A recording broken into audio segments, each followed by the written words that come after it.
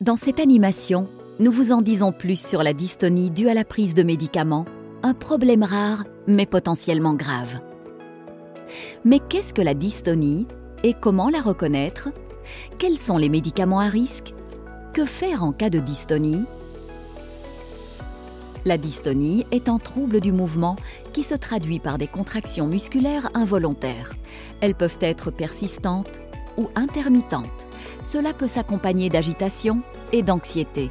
La dystonie peut se manifester au niveau des yeux, dans une ou plusieurs parties du corps en même temps ou sur l'ensemble du corps. La dystonie sévère a un impact considérable sur la qualité de vie.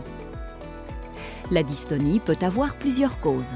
Elle peut être héréditaire, causée par une lésion ou une inflammation du cerveau due à un trouble du système nerveux, ou résulter d'une maladie métabolique.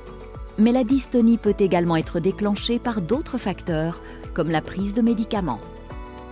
La dystonie aiguë survient dans les heures ou les jours qui suivent le début de la prise du médicament ou après une augmentation de la dose.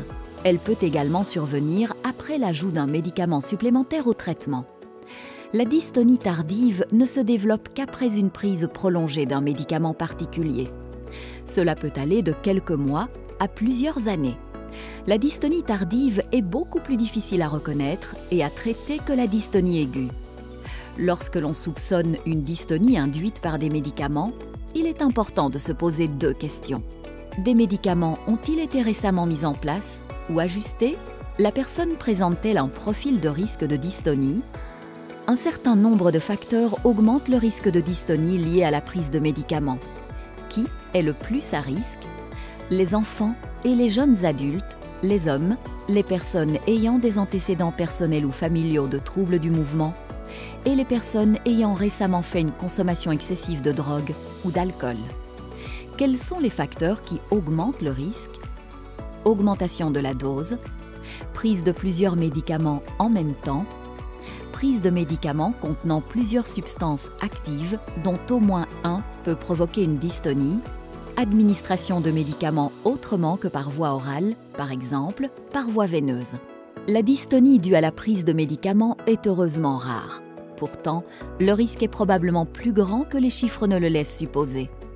Les médicaments puissants qui bloquent la dopamine, en particulier les antipsychotiques, et certains médicaments contre les nausées et les vomissements sont les plus à risque. Mais de nombreux médicaments couramment utilisés peuvent également provoquer une dystonie.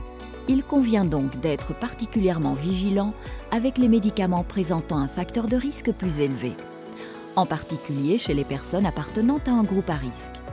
Soyez également prudent lorsque vous associez différents médicaments. Il convient d'être particulièrement vigilant avec les médicaments constitués de plusieurs composants actifs, notamment lorsque l'un d'entre eux est un antipsychotique. Dans la plupart des cas, la dystonie disparaît après l'arrêt ou l'adaptation du médicament. Parfois, il est nécessaire non seulement d'arrêter le médicament déclencheur, mais aussi d'ajouter un médicament spécifique qui aide à réduire les symptômes. Il s'agit notamment des anticholinergiques, de certains antihistaminiques ou des benzodiazépines. Cette approche ne produit-elle pas la réponse souhaitée? Faites alors appel à l'expertise d'un médecin plus expérimenté dans ce domaine. Dans des cas exceptionnels, la dystonie peut conduire à une urgence médicale. C'est le cas par exemple de la dystonie laryngée, une forme de dystonie qui touche les muscles entourant le larynx.